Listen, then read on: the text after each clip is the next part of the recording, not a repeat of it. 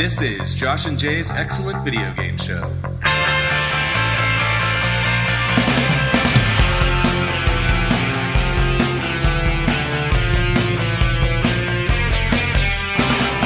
Hello and welcome to Josh and Jay's Excellent Video Game Show, episode 84. I am your co-host Joshua, and I am joined, as always, by your co-host Jay, and we are joined, as always, hello, by Rowan, Mr.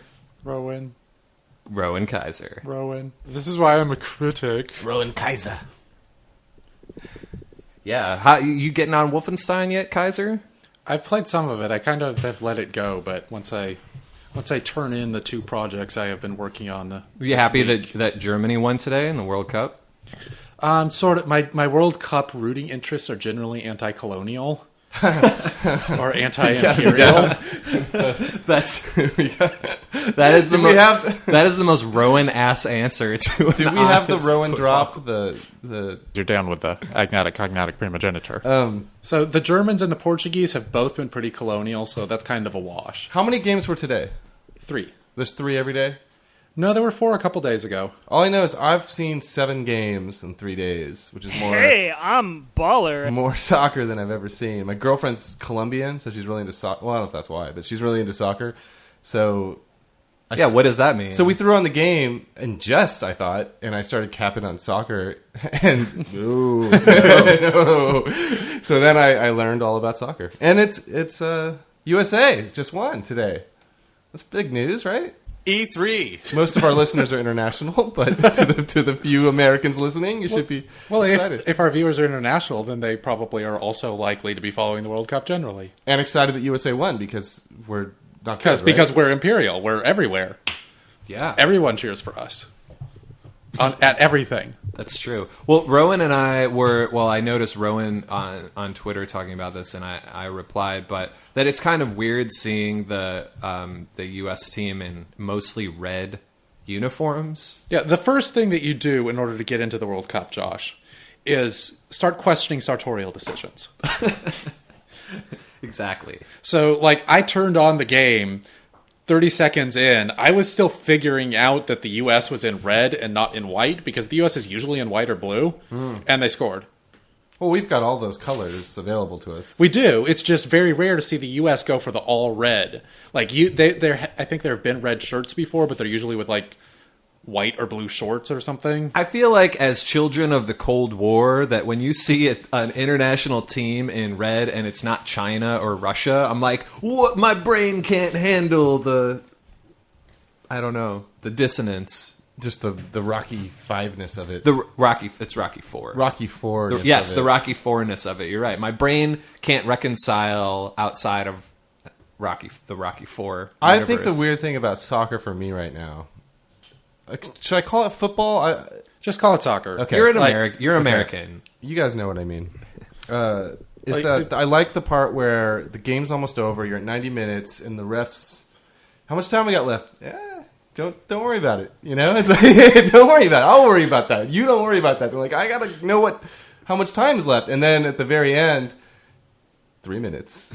Well, he keeps it. He just keeps that to himself. You know. Basically, it's pretty easy to predict.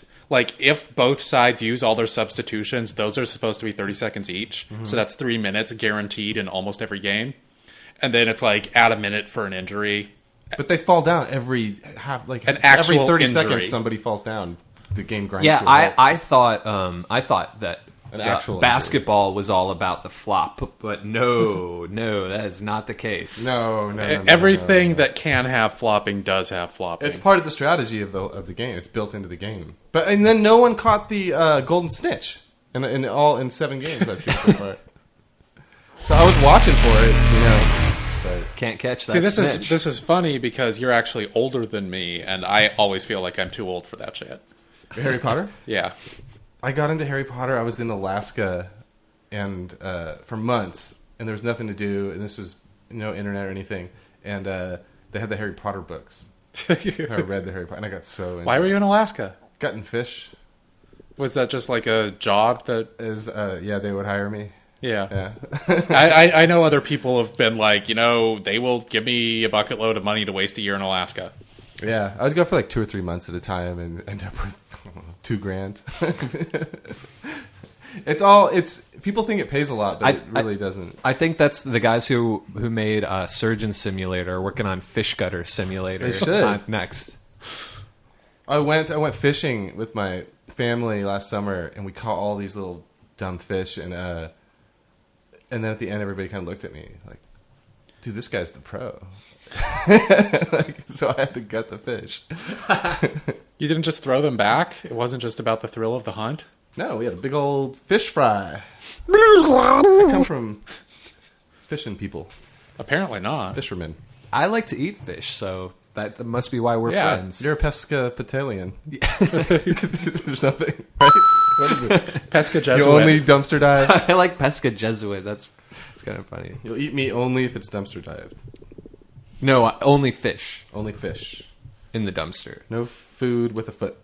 No, no Eel, food with feet. snake. Yeah, no food with feet.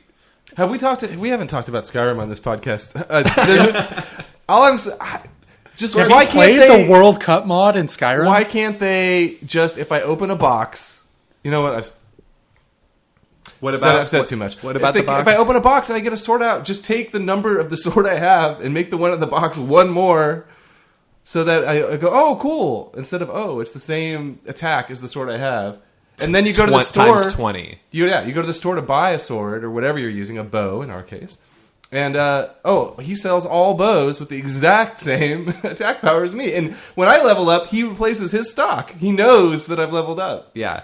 Guess what? If you sell all of those swords that you have that are have the exact same stats as the one you've been using, Yeah. guess how much you get for them? How much? Tell me how much. Exactly 3. Yeah. And pretty much always of whatever. Hard-hitting expose of Skyrim's economy. E3 Here on happened, the Dark guys. J Show. It's very exploitive. Guys, we've already talked about Skyrim. E3. E3. E3. Did you guys watch the E3? I watched 2 of the 3 E3s. Okay. I didn't Microsoft. watch all 3s. Should we just go through them? I thought, just as a general thing, this was one of the best E3s in at least 2 years. It was.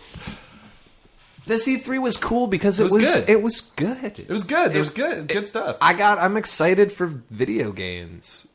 It got me excited for new stuff rather than having me wonder whether or not I should be excited. Should be for like new into stuff. it, video games at all. Like, oh no, there's always been so much, or at least the past couple of years, ever since they announced the new consoles, So or Microsoft- the year before, Yeah. leading up to the new consoles. It's like, okay, Yeah. let's see what happens, And but then we I'm didn't not even sure. want consoles. You know, we were kind of on Right. the fence about it. You know, Yeah, you're Like, right. okay, I'll get Didn't really I'll get the like- one with the camera. You get the good one, and we'll.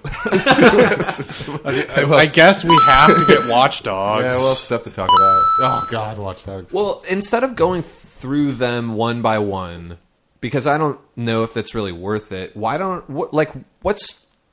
What's the first thing that comes in your head that you were like, this game? Why don't In all chronologically, three of what's us- the first thing? No, just Zelda. What's the first thing that comes to your Zelda, mind right Zelda, now? Like Zelda, you're Zelda. all about the new Zelda. Zelda, yeah. All right, new Zelda looks pretty cool. That was the coolest thing. Why don't Why don't all three of us? Each of us take the position of a corporation and make all the announcements all at once together. Yes, Josh, tell me what you... That's easy. Just 2017. 2017. 2017. So you're 2018. Nintendo. All of them. Nintendo. Nothing coming out this year.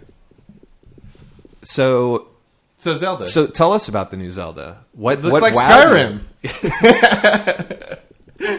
He said, you see that mountain up there? You can walk up to that mountain. I said, bam. Zeldrim. Yeah, I'm in.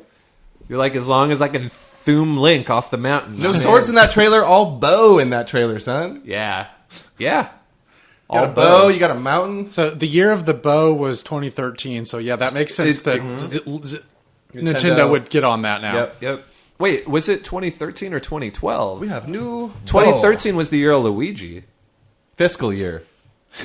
Mostly Yeah. in 2013. When did Tomb Raider come out? Because I thought it was Far Cry 3 that made it the year of the bow. So that was 2012. You're right. Yeah, well, it was Did Skyrim come out at early 2012? It was the end 11, 11, 11. Oh yeah, 11, 11, 11. So end of 2011, which made it really count for 2012. And then there was Tomb Raider, and there was Far Cry, and the Hunger Games movie. yes, All things Skyrim. dropping bows on everyone. Did you see that trailer? The Zelda trailer? Yeah, It looked rad. It looked fantastic, and Nintendo made a case for the Wii U. Nintendo. If any of those games ever come out, Yeah. Well, Nintendo has had real boring E3 showings for years now. Years. yeah. Yeah, don't they usually have like a press conference for in front of like one of the Tokyo shows like a week later that they usually do their shit at? Well, they usually send a video. I mean, they had the pre-recorded video feature. The Dharma presentation. Initiative video. Yeah, the Dharma yeah. Initiative video. That's what it usually is. It's this weird sort of sexual harassment the video president about comes out. video games. Hello, welcome to Nintendo. We have... Yeah. You're a Nintendo. We like no fun. What? Nintendo.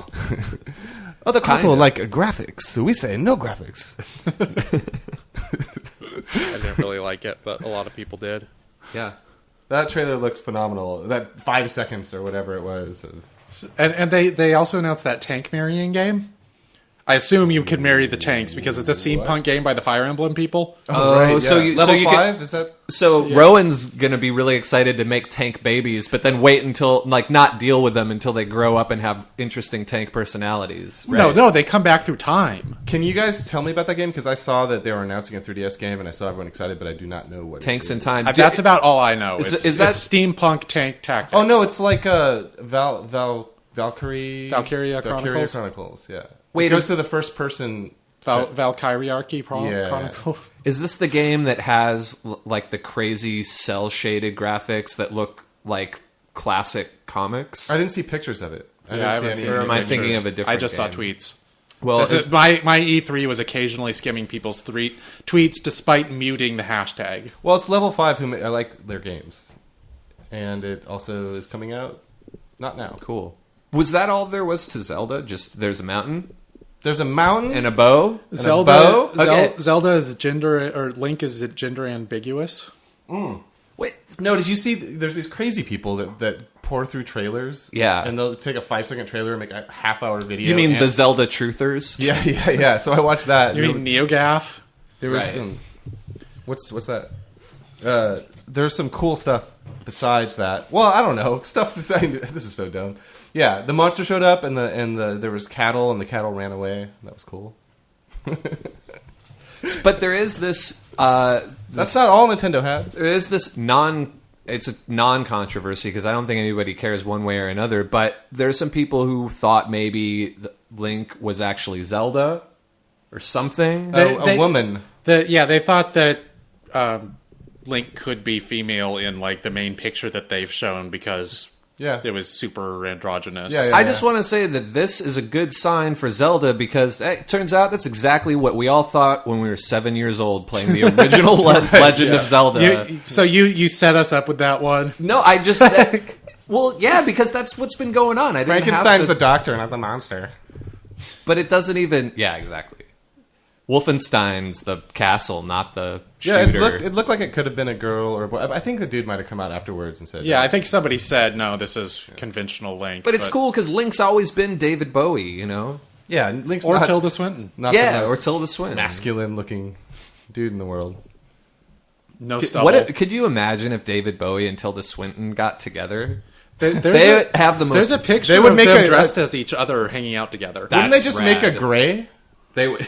Yeah, a schwa. Is that what the alien? Yeah, the alien, yeah. They just... Bring you love. Yeah, exactly. Zelda, you let's wonder Bringing us X-Files. love. Let's get it.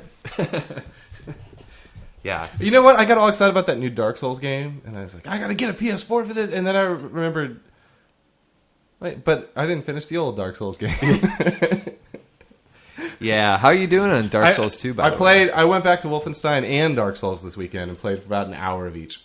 Oh my god. I liked how my entire video game Twitter, which spends like all of E3 being like, oh man, here's another man shooter. Oh, so much blood and gore. Right. And then the Dark Souls people come out with this game called Bloodborne that's like gothic death horror. Guns. And they're all like, yeah, this game is the best thing about E3 so far. Yeah. So Pretty much. as soon as you get the blood right, you know, everyone's turned into a Roman gladiator spectator. So Bloodborne wasn't your favorite new thing that you saw? I didn't look. I watched all the. I want to see the vague news about what 3. comes out, but I didn't actually look at any pictures of anything. I pulled a pajama day on E3 day. E3. I made fun of the Ubisoft thing a lot. That was pretty fruitful. Yeah, I don't care. didn't watch I that. still think that Aisha Tyler doing that is infinitely more interesting than... She's good. Yeah, she's super good at that. Yeah. And she was making light of how dumb that one guy's game was about the fitness game that they I showed. didn't see that conference. There was this guy who showed this really bizarre fitness game, and Their conferences are always weird, though. and that section was especially weird, and but she kind of poked fun at it without hey, this is lame, without without putting it down, Without him realizing it. yeah, basically. That's awesome. It was good. Crackdown. Oh yeah, man. Jesus. There's new Crackdown. So there we was have to have that- a moment of silence there was- just to begin to prepare to discuss That Crackdown here. seems so far away to me. Like I can't even. You it's- know, that trailer was not even anything. You know, You're right. It was nothing, but like the Zelda, they said that was in-game stuff. yeah, but the fact that it exists and it's the old team, not the Crackdown 2 Yes, it's the OG. people. It's the OG The Crackdown. Yeah. original Crackdown. OGCD. I will say one more thing about the Zelda thing that this always worries me about Nintendo. Nintendo. Is that they say, yeah, no, this is real. This is real footage. It's coming out next year. Like, what's the thing? And then you see an interview from them the next day going, yeah, we're thinking about maybe doing puzzles differently and doing all this stuff differently. Like, wait, whoa. You don't know how this game goes yet? This is not coming out next year if you don't know how the game goes yet. Yeah. Right. Plus, I don't... Who makes those? Who make they have? I don't know. It's not like, you know how...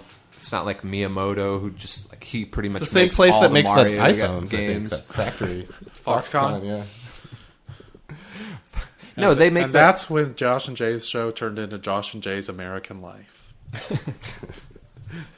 The Crackdown looked cool anyway. Yeah. The- Crackdown made me, for the first time, feel like, oh, I might need to get an Xbox One. Oh yeah. Like, I felt it like a gut punch. I was like, oh, I might need an Xbox One. Yeah. I might actually need to get an Xbox One. Get the Kinect, son. Don't screw yourself. Don't get the ghetto box. Burn. I will see. I haven't gotten that far yet. I turned my Xbox off from bed the other day for the first time, and it was the greatest thing ever. It just I'm occurred to me. baller. I was like, oh, I gotta go get up and turn off the TV. I thought, no, I don't. I can tell my TV to turn off. Yeah, but has it really gotten anywhere beyond just being a next-gen clapper? Yes, it's really awesome, but it's one of the next-gen cloud. It is like an HD TV or an iPhone. You don't need it unless you have it, and then you can't go back. Okay. So when I try to use Apple gotcha. TV or something, it seems weird that I can't talk to it. But no, if you don't have it, you don't need it. But yeah, it is one of those things that's really cool. Okay, fair enough. Well, Crackdown's also one of those things that's pretty cool that I might need to get. So they had, I don't know, it's boring. Maybe it's not. So there was Microsoft's always talking Glad about we their, resolved that. their cloud, their weird cloud. They're always talking about their cloud. Yeah. Well, there was a cloud demo a month ago or something. Oh, because they're talking about actually running games off of a... They're talking off about of, like, a cloud offloading system. processing power. of the Yes. cloud. So they ran a demo of with their cloud and without their cloud. Which at this point they have to, because, look at the games on Yeah. PS4. And yeah, I guess it had buildings, and they were knocking down the buildings, and every little piece was crumbling, and they were showing that the frame rate was grinding to a halt on a regular computer, but using the cloud. And then people kind of went back and looked at that video again after the Crackdown announcement, and it was totally that was Crackdown. It was a Crackdown demo without us knowing it. Oh, It was the same building, same tech. Oh. Because you know in the trailer that building crumbles at the end, So the building is just cracking right? down. Unless your internet goes down, right? Because how can it work? Oh, yeah, always online, man. That's how they get you. Have you heard about the Chrome extension that changes all uses of cloud to butt? So everything is We stored in the offloaded our butt. processing power to the butt. Everything's going to be taken care of in the butt. Pretty good.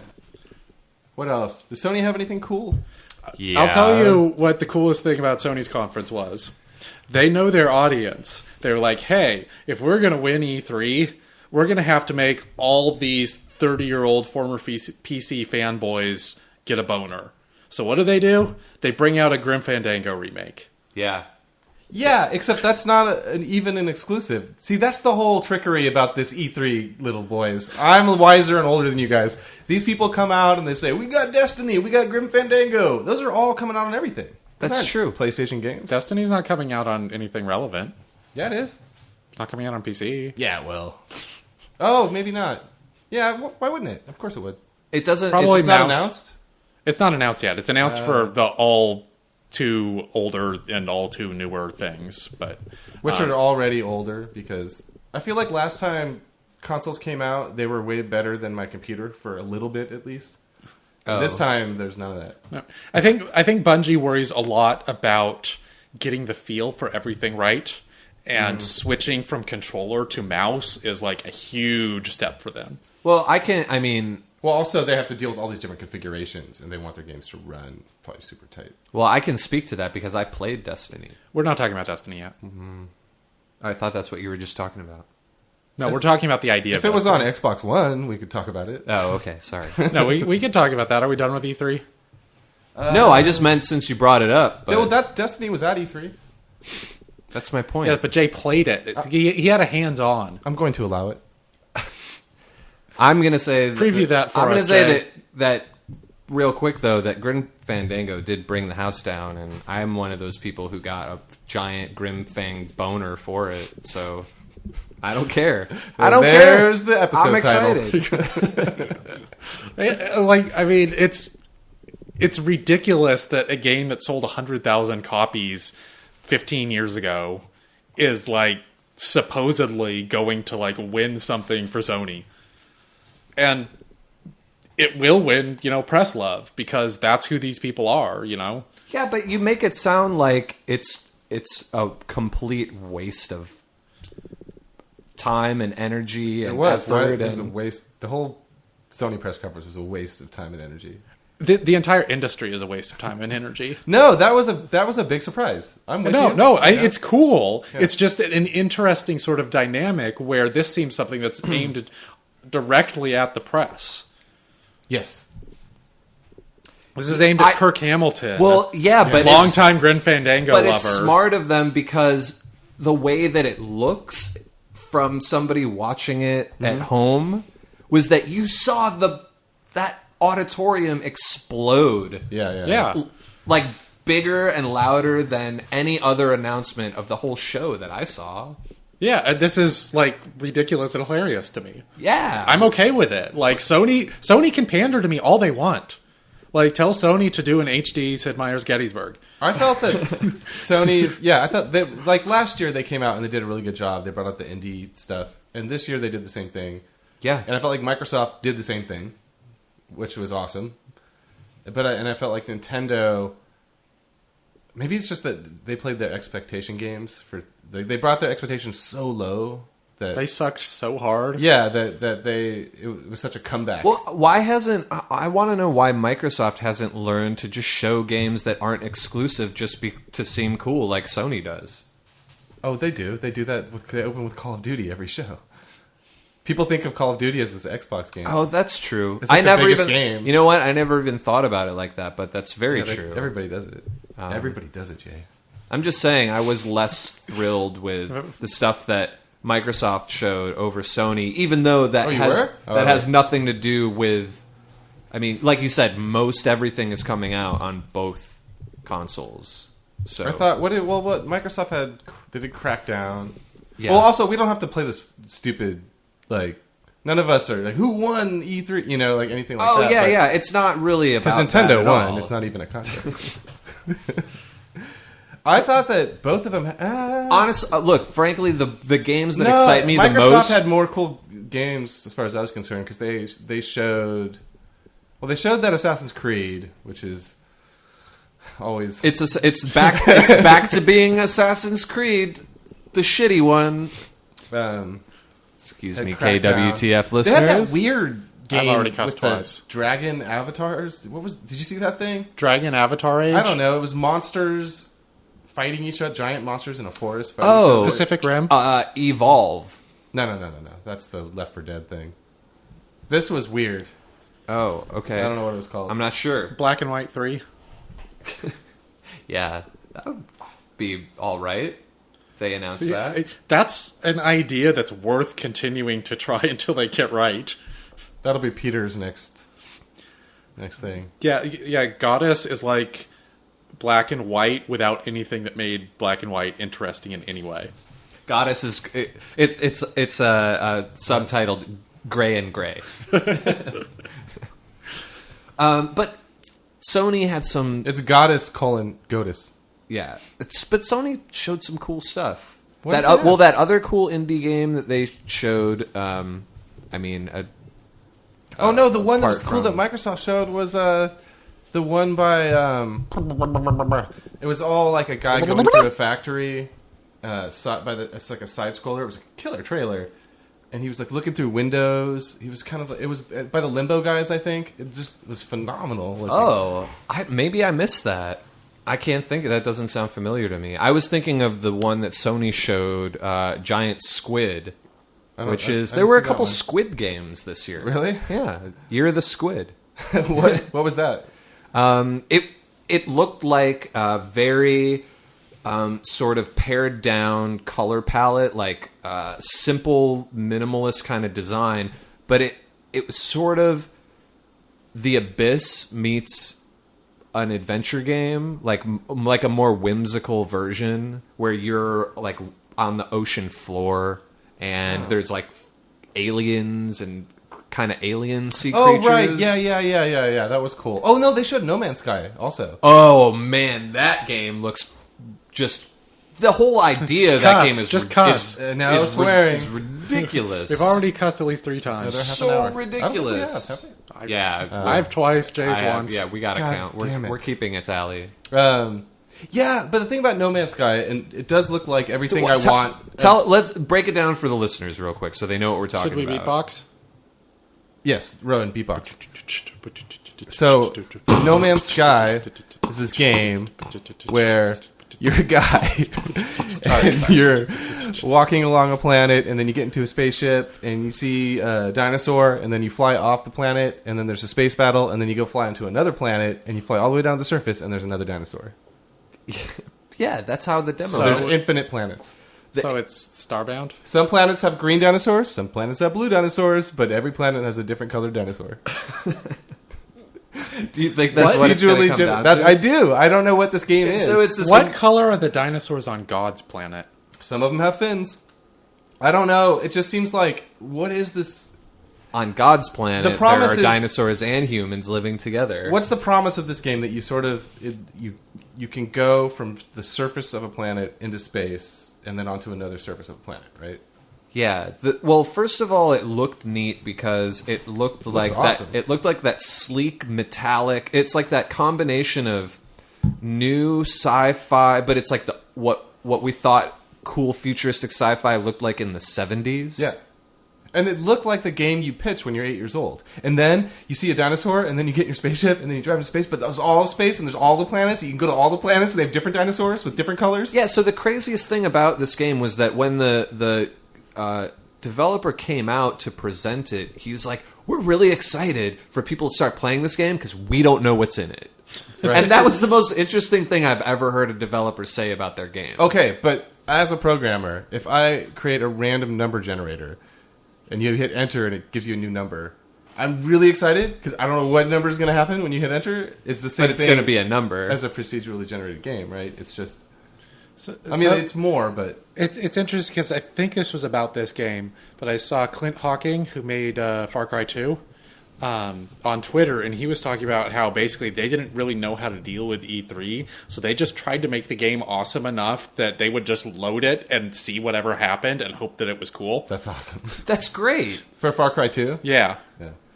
Which might not entirely... I mean, if you're loading a game in the middle, it's a little higher, but that is a game that takes a couple hours for people to, like, get that moment of, holy crap, this is procedurally generated awesome. So, Sure. But yeah, if you load later after the tutorials and In stuff... No Man's Sky, everyone... It's not really multiplayer, so it's... But it is.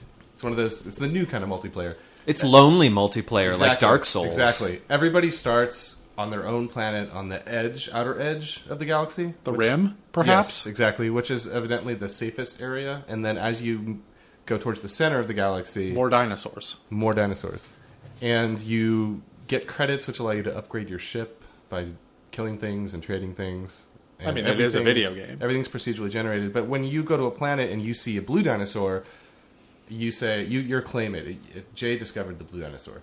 So if I go to a planet and find a blue dinosaur, it'll say, Jay discovered this particular flavor of dinosaur. Oh, that's cool. So there's... Did they say anything about any sort of resource management for anything? Yeah, or they like said that- collecting resources on the planets They you go said to? you get this one kind of credit that you use to buy everything, and you make the decision, okay, I want to be more combat focused, Okay. or I want to get a bigger engine to allow me to jump further. So if you want to get to the center, you can get the need bigger engine. bigger mass but it's going to be more relays. dangerous there. And when you die, you lose everything and start all over. So it's Wow. roguelike in Dark, that sense. dark also. space souls. Right. As far as what the game... it looks like the type of game that I would pay $60 to get bored of in an hour. Yeah. You know, it's kind of like the new Grand Theft Auto that's coming out. I mean, the HD remake or whatever it is, the re-release. I'll pay $60 to run around that world again, prettier, you know? But you won't play through it again because you already played through it. Probably. But this game, I just don't know what... I don't know if they know what the game is. I mean, I'm sure they do. There's stuff on the screen. Like, there's some kind of stuff on the screen, like UI There's stuff. an interface. Yeah. Yeah, I'm just really curious to see what it's all about. Any game that just that it's not like big muscly dudes with swords, and like, don't get me wrong, those games are super fun too, but Bunch of scrotums. I think they're a Man's Sky bunch of looks like a game scrotums. that I've always wanted to play. Hands Yeah. down. I just don't know what... I really don't know what... If there's really something there to keep me going other than, you know, how different are the different planets going to be? Like, how... You know, and then what do you do? I don't know. I mean, what if... Who cares? What really? if they just hook up with the RimWorld people, and then you crash land on a planet? I think we're going to take a quick break here. Right, Rowan? Yes? Yeah. Real quick, though, I was playing Banished, and my girlfriend was watching me play Banished, and then I was like, yeah, it's a little settlement, and she said, why are they banished? I'm saying, I don't know. It's just you just click on them, and it doesn't matter. And then she walked back in, and I was playing Skyrim, and she said, whoa, your Banished village has come a long way. It's true. Like, it does seem like the Skyrim town builder. Just got Hearth. Did you tell her it was just the Hearthstone DLC? It wasn't really. We're going to take a quick break. We'll be right back. Unwinnable.com, where video games, comics, and pulp culture is what is on our minds. Looking for an analog feel in a digital world? Follow the exploits of the Unwinnable staff through their voices and words every day at Unwinnable.com. Be sure to tune into the Unwinnable Broadcast Network for Unlistenable, the official Unwinnable podcast, Unmixable, our series of mixtapes, and more. Unwinnable. It's good for your brain. We're back from our break, which we should make it a break, right? Ta-da! Because it's not a break for them. It is a break. They just... We should stick in some 90s rock. No, they just got to listen to a cool drop all about Unwinnable.com. Oh, that's right. Okay. Yeah, don't worry about it. Have them listen to some Slater Kinney. So E3 was cool, right? You know what the best part of E3 was, Yes. other than Grim Fandango? I hate Yeah, stories. Zelda. When EA showed a Mass Effect 4 logo. That was so weird. They showed a N7 helmet. It was awesome. And a Stormtrooper FUD or something. That was the weirdest thing. for a game that everyone already knew they were making, like, BioWare has not been quiet about the fact that they're making another Mass Effect. It's sort of... They didn't do CG trailers or anything. They But just didn't you know have what? any- In a weird way, it's just like a little bit... It just serves as a BioWare State of the Union. It's like, don't worry, we got next-gen We got planets. Star Wars, we got Mass Effect, we got all your They have spacefaring something games. else in the works. Yeah. They have a new IP. This is why I'm a critic. So, Yeah. Are they doing what's the parkour game? Mirror's Edge? Edge. Yeah, isn't there a new one of those? No, that's DICE. Oh. That's Yeah. DICE, right? Yeah. It is DICE. I started replaying that recently. I booted it up, actually. It's weird, really random that you brought it up. On what? PC. Got PC. got that stuff going. Get on PC. Master Race. Get on PC. Yeah, I started playing it on PC, did a very minor amount of tweaking, and got it running and It's looking called twerking. good. Twerking. And yeah. then quit to desktop. And That's the funnest part about PC games. no, all right. The thing about Mirror's Edge is that it's not. Did you that- say Near's Edge? I said Mirror's Edge. Did you say Near's Edge? Because I think that's your ultimate game. Oh, Near's Edge? No, that would be good though. Oh man, if Nier had parkour, that'd be awesome. Oh, wait, Near doesn't have something? That's the only thing it doesn't have. Actually, I only played through it 1.5 times, but maybe on the third or fourth playthrough there's parkour in it. It's possible. New game Edge Plus. Mirror's Edge has such a fresh, kind of look. Just everything about it is so different. You know, Yeah, it's when all kind of real clean, right? when And edgy. when Fallout 3 came out, and then every game that came out after it was just gray and brown. It's the opposite of that. It's actually very similar to Remember Me, when we were talking about that game with Jen Frank way back when, and she what did she say about Remember Me? That it was like the same. It's like the same all white future that looks like it's been taken over by American Apparel. Yeah, That's yeah. kind of what Mirror's Edge looks That seems like. part of the you'd have to do it that way, right? Because they want to show you where you can parkour and where you can't. So they have to. And that's sort of the genius of the level design, is that objects and things you can interact with are highlighted by being in different colors, usually red. But yeah, exactly. So they really stand out. Like everything's it's like solid, bold primary colors and just super different from. look good on your PC, probably. It looks good on PC. Did man. you hear about this thing with Watch Dogs on the PC? I read a little bit about it, but I was playing it on PS4, so I already got the fraps and the everything working for me. Right. Well, got the your PC keys? version already looks better than of course, I'm PS4 version. I'm, But I'm sure. PS4. Master Race. No, I don't know if it does or not. It probably does look better on PS4 because it turns out they gimped the PC version, and I don't know if I'm jumping to conclusions here because this is hot off the presses. NeoGaf got it from Reddit, and Kotaku got it from NeoGaf. Oh, so we got breaking news here on. but Josh it looked and like Jay the show. dude dug into the settings. It wasn't even a mod. It's just he went into the settings and Went found, into the INI files. yeah, and just all this cool stuff was just turned off, and some stuff made the game run better. And Yeah, why- people had complained about stuttering in that game a lot. Yeah, on the PC. it should run better on my PC, but it doesn't. But this guy went in, and so because these dorks got all upset because the game didn't look as good as the E3 demo from 2 years ago. So there's settings in there that bring back all the stuff that they were lamenting. So you got the E3 special edition. yeah, E3. it's real weird. That is weird. So how does it look now? I mean, how is it running Screenshots look compared great. It to? looks like it's running better. So you haven't actually played it? No, I was at work when I read the news on my news site. I found the news today. It oh always- boy.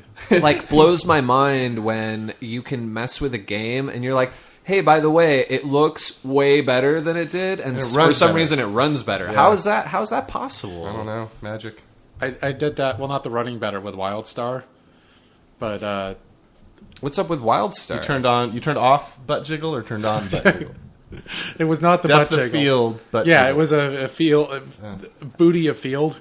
How many different depth color of booty. How many different colored trench coats You turned are off in depth of field and it Wildstar? ran better, or you turned on depth of field and it I ran better? switched it from 50 to 60, and I don't know what that means. Probably it renders less stuff if there's more. No, it was not that it ran better. It was that it felt better to look at. Oh yeah. Like I had a problem where if I played like an hour or two, I would just feel like crap after finishing. That's how I felt about Alpha Protocol, and I turned off motion blur. Oh yeah, that's the first thing I do in all of those games. Mass Effect. Yeah. Any game. They're all kind of made with a similar kind of engine, right? Well, I don't know. Aren't they all like the they- same kind of Unreal engine? The Mass Effect thing was like the film grain thing, right? Or was there another motion blur? No, there was There's also motion blur motion blur also. in Mass Oh, Effect, okay. and any game that has motion blur, I turn that off because number one, it helps performance, and number two, it's stupid looking. Correct. Like it doesn't help. It doesn't make anything more immersive. It's dumb.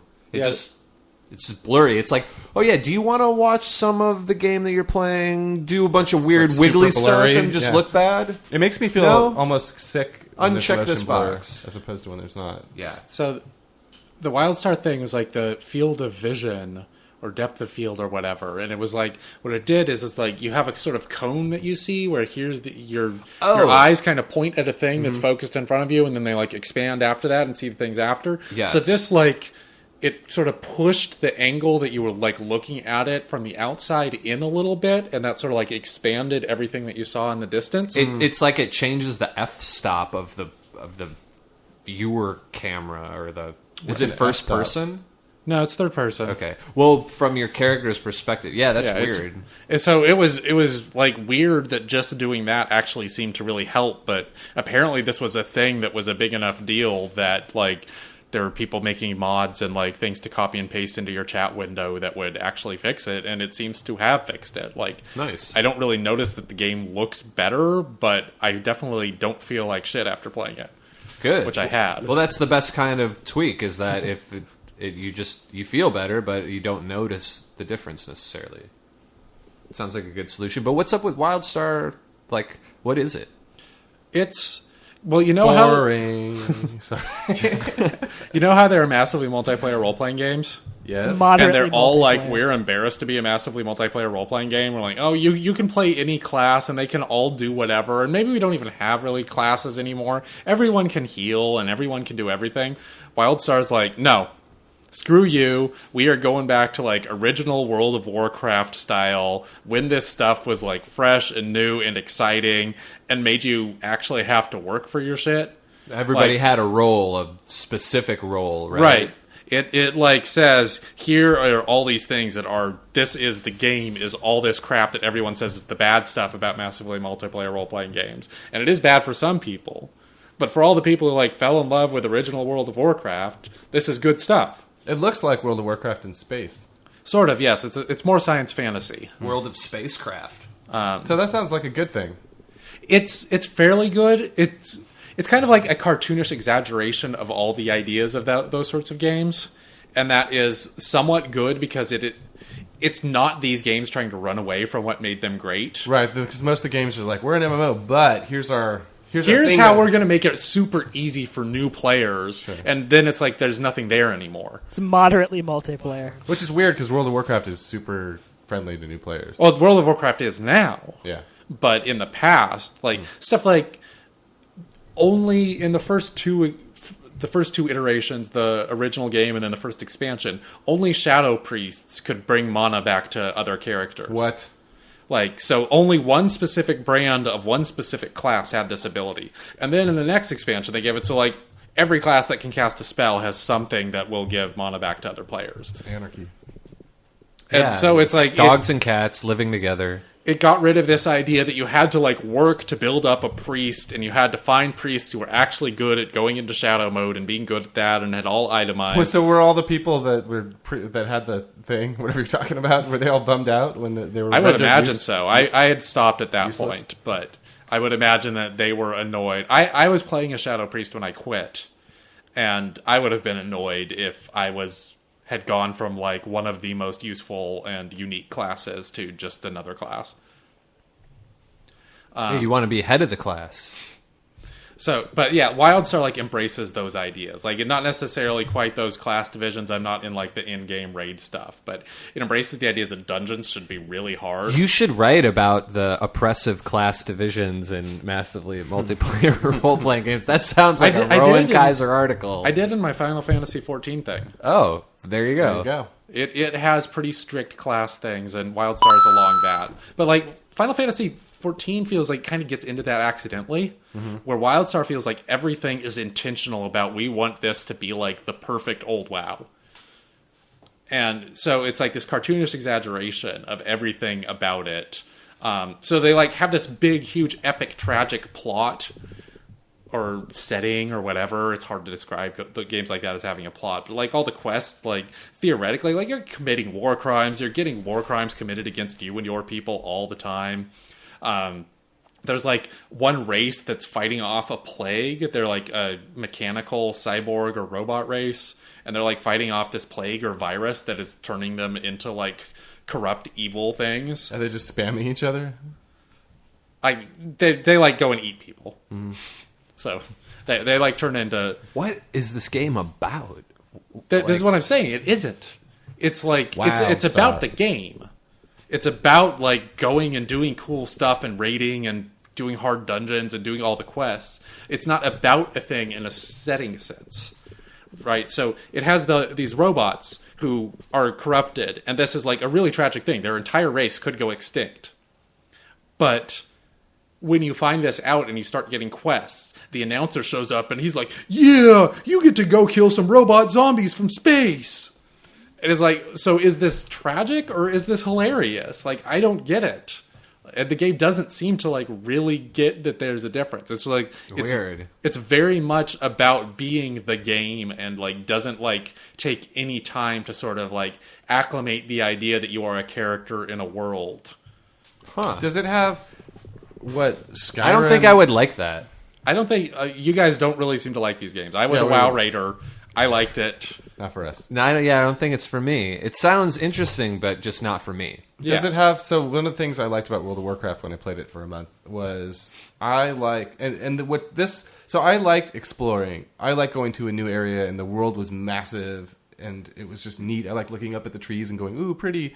Which somehow the Skyrim game doesn't have. The MMO. I don't know why. Oh God, it's like that's The one that should have that doesn't have it's like that's all it should be. Yeah. Yeah, But- the idea that you are in a huge world, like Wildstar does a really bad job initially of saying, you know, we're in a big, beautiful world. It like doesn't give you a chance to take your breath in like the first two zones. But when you actually get into the wider world, when you hit level 10 and you're like in the regular game itself, There's like starter areas, right?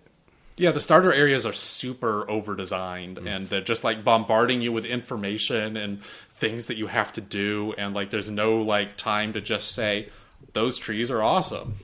Yeah. And then eventually it does get to that. I do like that. And there are also, like, a lot of these games, Guild Wars 2, I think, did this the best. I played a little Guild Wars too. A lot of them have a thing where, like, there are specific points of exploration. We were like, yes. what are we doing here? That's the one time we played it. Yeah, Josh and I did that. Guild Wars 2, for some reason, Collecting those. we decided that was going to be the... That's not a bad one, but Guild Wars 2 is probably like the best attempt at making the accessible, massively. But we multiplayer needed a game. friend. We were both like the dude from Indiana Jones that when Indy's saying, you know, he can speak 10 languages, and they cut to him like lost trying to get directions. Marcus Brody. Yeah, we were both Marcus A couple Brody. of Marcus Brodies Yeah, with we no needed a friend to indie. help us. But anyway, that game had the thing where you'd like jump up on everything and you'd find the vantage points, and those would be like they'd give you a little cutscene that just kind of showed the whole world. Oh, like, yeah. In Wildstar, you choose from one of 4 like subclasses or hobbies. I don't know exactly what they're called, jobs maybe. And one of those is explorer, and you do that. Oh, that's cool. But then, like, other ones of those are terrible. Like, I tried being a settler because this is like a thing. You're on this new planet and exploring it.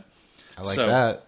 Yeah. So, like, the idea that you're a settler and you can build things that will help the other people who are there and so on. Like, Good this is so a cool far. idea. But what it ended up being in the game is it's just like everywhere you look on screen, there's crap for you to pick up. Like it's just that's constant awful. icon, press, Scoop press, and loot. press. We were talking about loot scooping on the last episode. Yeah, it's kind of like in Wolfenstein when you kill a bunch of guys and you go and press E like 6 times to get all of their ammo. I fired up Burial at Sea, the Bioshock Infinite DLC. I saw you playing Bioshock recently, Infinite, and I had a panic attack. It was Burial at Sea, but I had forgotten how much loot scooping there is in that game. By the way, more like Boreal at Sea. Just gonna interject that there. Dude, I hope someday you grab Wolfenstein on a Steam sale. I will. I think you're gonna like that game. I will. Anyway, back to Wildstar. So yeah, like some of it is like a really interesting sort of gaming the idea of the massively multiplayer game, and some of it is just like ridiculous bombarding you with crap to do that gets in the way of anything good. But I think like over time, the more you play and the more different characters you try and so on, you'll find something that works. But it's like the same sort of cartoonish exaggeration also goes to their character design, which I got on Kotaku for. Kotaku blog? Because it's like I made a character. I made one of those robots who get the plague. And I made like a female robot because that makes sense. And like I started and I was like, okay, yeah, big tits, big hips, whatever, video game. Like they can be ridiculous about that. And I started playing and it's like, she's doing this inhuman twerking with every step she takes. I saw like your her video. hips are like going up at 45-degree angles. Oh, well, each see, direction. this is why they couldn't have a female protagonist in the new Assassin's Creed game. You That's made a lot of work, A Rowan. YouTube video of it. I made like a It's got crappy- 45,000. So seriously. No, I don't know. It might. It might. Because Patricia Hernandez from Kotaku stuck that on a blog post that was like, or a Kotaku post that was like, butt animations are out of control. And yes, Wow. butt animations are out of control in that game. One of the classes is just party girl. I Wow. made a character a female character of every single race in that game. I'll bet you did. Just to go and check this because like maybe I just chose maybe the robots have like a twerking need some thing. Just better make, Investigation. just better look, take a little check bit this out No, here. no, closer I look can't at stand this. this. It looks inhuman. Oh, yeah. I made 37 YouTube videos. So offensive. Just butts. I like butts. The world okay? knows. I like butts. Are there naked Japanese Did you people? take that off the soundboard when we needed it, Jay? It hasn't It been on there hasn't for been on there ages. forever. Jesus. It's also weird when I have soundboard drops of myself, and that was a Yeah, is it? pooping game. See, I don't. It's weird. So, Ugh. so I went Rowan's to making he's quit his job as a critic. He's making so much money from his YouTube vids. No, I didn't actually make videos. His YouTube I butt was, vids. I was actually going to see if I found some of these not inhuman enough that I could actually play a female character in this game ever. Were they all out of control? 5 of the 7 female race combination or gender race combinations were just like that crazy weird twerking ass thing. 2 of them were 600,000 okay, and one of penises. those was only because it was masked by a tail. So I am literally playing the sexy bunny race in this thing because the sexy bunnies are less of a cartoon of women's sexuality than every other race in the game is. Weird. But what about the sexy kitten? Well, it's kind of a sexy kitten and a sexy bunny. I was gonna They have say bunny it. ears, but they have like a cat tail. Oh God, that's embarrassing. I opened up my 3DS and went to check out what's Entry in Odyssey. Is that what it's called? Entry and Odyssey. Okay, I've heard of that. I started playing it and I had to close it because my girlfriend was there. This was too Japanese. This was Danger Will Robinson. Are there naked Japanese people? It just looked like a 12-year-old girl with huge tits and like her clothes just barely covered her nipples, and I gotta close. What kind of this. games are you guys playing over It's here? a hardcore RPG. You're Like, giving me crap for liking Sherlock Holmes and stuff like that, but I mean, come on. At least I I'm don't not... give you crap for liking Sherlock Holmes. I give you crap for liking Watch Dogs. Yeah, Speaking of Watch Dogs, let's take a break and then come back and talk about Destiny. Yeah, let's get our massively Decide, do we need- multiplayer. we gotta say game. goodbye to we our got to say goodbye to oh, our and hello, beloved KWTF hello. We'd listeners. say hello to our KWTF. Hello, KWTF listeners. Jay We're done with you. apologized. Jay mentioned them earlier when he was apologizing. Oh, it was a Oh, brief. okay. It was Good. They've definitely not been getting enough attention. But we would love to invite you to join us for the rest of our podcast at joshandjayshow.com. You can also download the remaining portion as well as the portion you just heard on iTunes. There'll be more butts. Every time you review us on iTunes, an angel gets its wings. That's true. It's Every fun. time you review us on iTunes, an MMORPG character gets a butt swagger. Got to get that depth of field, son. All right, thanks everyone. Did you see I saw a clip of the Japanese fans even after they lost the game. They all hung around and cleaned up their section of the stadium, and it was like the cutest Of the thing. World Cup? Yeah, it was the cutest thing. Oh, I've ever seen. that's And adorable. It was so nice. That's one of those things class. that makes me really want to visit Japan because I would love to explore a culture that is like that's how they roll. That's beautiful. The flip side is that like that video game I was playing. So Nintendo. what's up with this Destiny, man? So this is a big massively game. multiplayer game that I've been playing. Coming out for Xbox One and PlayStation 4. Is it coming And out? Xbox. Is it coming out for Xbox One? I had no And idea. PlayStation 3. You'd never know it was coming out. And for Xbox Xbox 360. You'd never know. Oh, you'll know. You'd never know based on the fact that it's all PlayStation right now. You'll know. Anyway, they launched a quote unquote alpha, playable closed alpha. Closed is a strong word. Closed is a strong word. Alpha is a strong word. It's not. It's actually Playable was accurate. Though. Playable They was used to be called demos. Yeah, this alpha was way more playable than any demo I've ever played. We used to get excited. Remember, Xbox used to put demos of games out before they were released. Sure, Crackdown. It's all I played when I first bought my Xbox 360.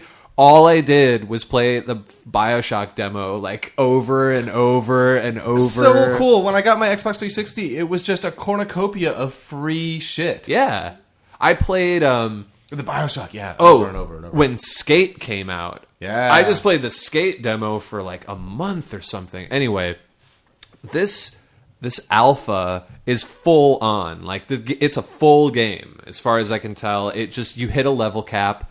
When I hit the level cap, I put the controller down. I didn't touch it until it was over. It was only for the weekend. It ran from Thursday evening through Sunday. Do you see other players running around? Oh yeah. Oh, so it's full on MMO. It's full on massively multiplayer. But then you go into instances, or how's it? So it's set up like surprisingly similar to the few other MMOs that I've played. Star Wars Galaxy. Oh no, shoot. The Old Republic. What else? Secret World. I guess I played Guild Wars 2. You create a character, and let me tell you, this game's character creator is pretty fun. From what I've seen of this game, everybody looks like Boba Fett. Like everybody looks so cool. Like Yeah. all the character models have cool helmets on. There's three classes. Backpacks and stuff. You got your Titan, which is like your soldier. Your Hunter. There we go. There it is. That's done. me. Done Yeah. and done. Hunter, you got the hood. Sure. Yep. And Yep. all right, if you want to look like the getup that Princess Leia is wearing in Return of the Jedi when she's got the thermal detonator at Jabba's palace, that's what I'm saying. That's what everybody looks like. Yeah. They have that kind of mask, and Everybody looks like Snake Eyes or you, Boba Fett. you also ride around on the speeder bikes What? from Return of the Jedi. Like that's your vehicle in I the didn't game. even know there were vehicles. Yeah, me neither. That's rad. But there they are, and they're literally like those. Is that what they're called? The speeder bikes? Yeah. Things that they're weaving in through the Yeah. trees on Endor and Yeah. stuff. That's what you ride in this game. And there's customizable pieces of armor, like you put on different gauntlets and different chest plates and different you get helmets. loot? You get loot. And it changes how you look. It's not even that you, all the loot changes how you look. You have hoods or scarves, depending, or at least as a hunter you do. Everything about the character customization and armor modification and stuff like that is rad. You can find these little, I forget what they're called, but they're basically some sort of encoded piece of loot, and then you take it to this guy in the hub world, and he'll decode it for you, and then all of a sudden you have this awesome piece of loot. Oh, but that's like It's like going to Deckard Cain and getting it identified. Right. Yeah, Right. yeah, exactly. Is there so it's how do you get quests? You go to a guy with a thing over his head and talk to him? Well, it starts out with a vague sort of tutorial where you have an initial mission on what is like old Russia, because it's just this huge invasion of Earth in future Earth. And every player, it's cool because I like that this game treats you like you are a solo player in a world where there's a bunch of other solo players who sense. might need to team up from time to time. So it's not like you are the one hero who's going to save the world. You are not the one hero who's going to save the world, but it's also completely not necessary to have a rounded out team to go engage in something. Like if you... It sounds like Borderlands. It's very similar to Borderlands, actually. It's very it's like a sort of... Like Borderlands feels like kind of a hybrid massively multiplayer game. This is all in. And this is like, this is just all in, and it looks fantastic. Are you going to get an Xbox One so you can play it with me? No, Oh. maybe Crackdown multiplayer we'll get. So Jay, how are the menus? I saw a lot of people talking up the menus like it would give Josh a boner. Josh, you would love a lot of the things that they do with the menus in this game. What? The menus are pretty slick. Bungie's got good menus. Bungie's got those. Final Fantasy and Bungie are Really good menus. Everything. Well, first of all, there's one menu that's broken out into all the main pieces that you need. So there's no radial menu that you're good fuddling with. You guys hate those? I hate radial menus. It's the radial menu is basically we want to make a PC game without having PC. Yes. Yeah, So and you don't. Like that's what it is. That's where it But comes Skyrim from. didn't do it. It had that quick menu. I thought that was fine. Terrible. Anyway, I like the menu. I'm constantly falling over the menus in most MMOs or games with anything that's like real time, where if you pause it, you're not really pausing. Yeah. Those freak me out because I need some time in most pause menus just because. But Well, that's why I don't like MMOs. That's why I don't get past the part that you do solo, because I'm always with these people that know what they're doing, and they're like, let's go. And I need, hold on, I gotta stop and compare all my things and sell my things. There are definitely beats in the missions themselves, where you have time to do that, but it's not as big of a hassle. Let me ask you a very important question. Yes. Is there a move to junk and then sell all junk? Because I love that. No, but here's what you can do is that from the menu, you don't have to wait to get to a person to sell your stuff. Oh, you can sell from your menu? You basically sell it into space or something? You break it down. Okay. So it like disintegrates in your inventory, and you just do that item at a time. The loot is not so abundant that, or at least it wasn't while I was playing, that it's way overwhelming to deal with it that way. So I think it strikes a good balance. So what about the part where you're playing this game? Are they saying go kill 5 things? Well, and first, come back? do you want to know if I was playing with Detective Olivia Benson from Law and Order SVU, or What are my choices here? I made the character. You tell me, and then the I'll tell character you who you creator's ended up very with. robust, and I made a very, very believable. What do you got? Olivia Benson. I think my best character was Scott Stapp, singer of Creed, for the character who wants a target on their back at all Absolutely, times. yeah. Right. That one worked out very well. I had a less successful Anderson Cooper. That's true. And then maybe even less successful Harley Quinn from Batman. Were there Didn't sexy quite work cat out. bunnies? No sexy cat bunnies, and it turns out there were no crazy like hip animations either. It's amazing. Why they do I managed keep to do hearing it. that Peter Dinklage is in this game? Because apparently he narrates it, and the whole it has it's Is he English? It's a Bungie game, so it's got the like voice of the Emperor kind of narration going, right? Oh, like in Halo, there's that girl. Well, I guess I'm thinking more of the Halo commercials because that's as far as I got into playing Halo. But Peter Dinklage, I guess, voices. Dinktana. Dink. Do you like? Does this appeal to you more than Halo? Because we both. Yeah, oh yeah. Every time a Halo comes out, we both like, okay, we'll get it, and then we return it. I played Halo 4, and I gave it an honest shot, and I wasn't into it. And if you were to come up to me like, okay, Jay, I know you weren't into Halo, but this is a massively multiplayer version of Halo. That's what worries me. I would tell you like to fuck off twice as much. But you know? are just shooting things, right? Well, it's compelling the same way that I found the Old Republic compelling. Was like it had enough story stuff stuck in. Is there voice stuff? Do you talk? Do you talk? Not really. Can you see yourself? You can for some of it. It's like when you're in the hub world, it's third person, but if you're fighting, it's first person. Oh, to show off your gear to people? Exactly. Gotcha. Well, to yourself. Everybody else can see you. Right. I always got annoyed when I would spend like 10 minutes creating someone in Fallout New Vegas, and then you never actually look at them, and they're hideous anyway if you do. Right. Skyrim's yeah. It's easier to see yourself in Skyrim than it is in those games. Well, this game, so you start out with a story, like an intro story mission to essentially, put you through the paces.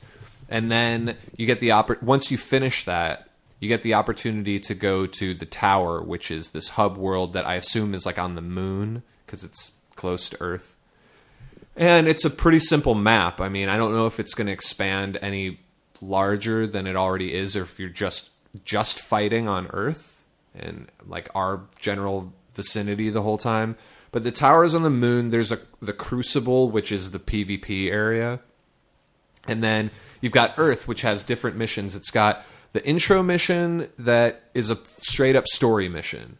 Then there is an exploration area where you can roam around killing like randomly spawning enemies, but there are beacons that you can activate for missions within that area. So it'll be like some guy will come on a loudspeaker and tell you this area over here is swarmed with whoever, sure. And then a little thing will pop up and it will say 0% of these bad guys have been killed, and then you go out and kill them. And Can you have multiple quests going at once?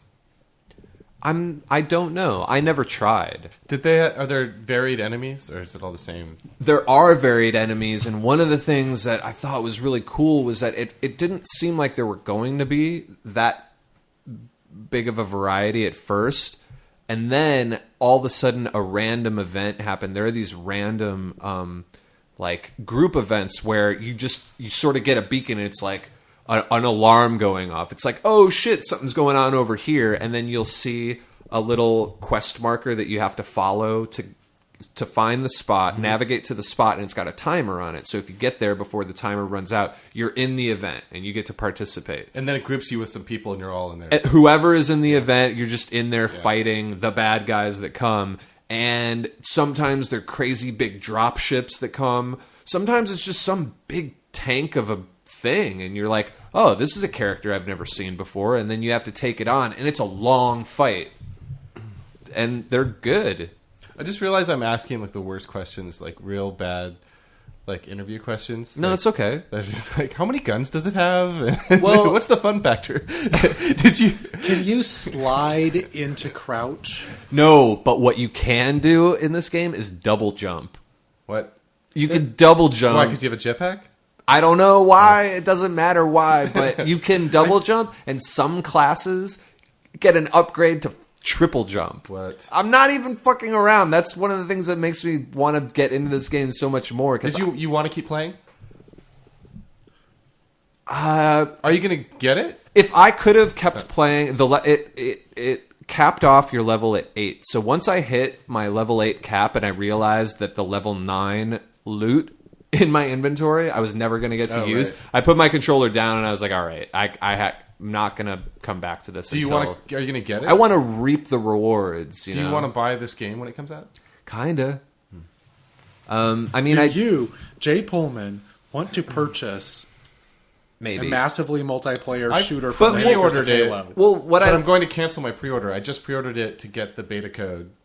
Oh, sure. I'm hoping that since I was in the alpha, I'll get to be in the beta, which the beta will actually just be the full-on game, I assume, since the alpha... Coming to Xbox One. Yeah, we'll see about that. But one thing that I liked is about the logistics of being paired up with other people. When we've talked about massively multiplayer games before on the show, we always talk about how we try to roll solo. I always just try to play massively multiplayer games as if I'm playing a solo RPG. And I know that's kind of... you can only get so far. Yeah. But in this game, it's kind of made for that. Because... Well, it sounds like you just show up to go fight a thing solo. Well, those are specific events while you're in the exploration area. There are other missions that are more...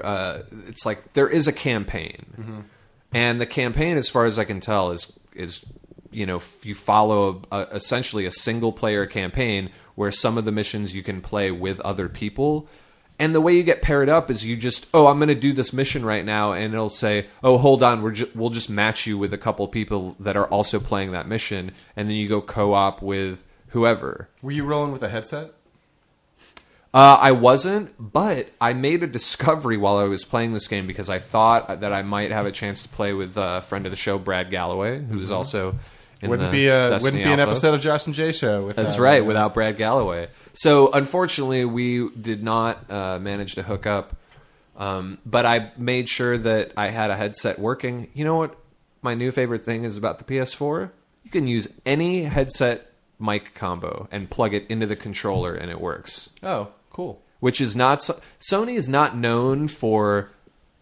letting you use whatever hardware you want. To differ, one of the cool things about the PlayStation 3 was you could just get any Bluetooth headset microphone and it would work. Well, my Logitech Harmony remote would beg to differ with that opinion because it will never be allowed to work with any... I cannot control Netflix on my PlayStation with my Nor Logitech can you use remote. your Harmony with any Nintendo thing because they use different... That's a bummer. It doesn't have Bluetooth, that's why. Well, I was able to... I heard of people using their Apple earbuds with the little microphone you use for your iPhone.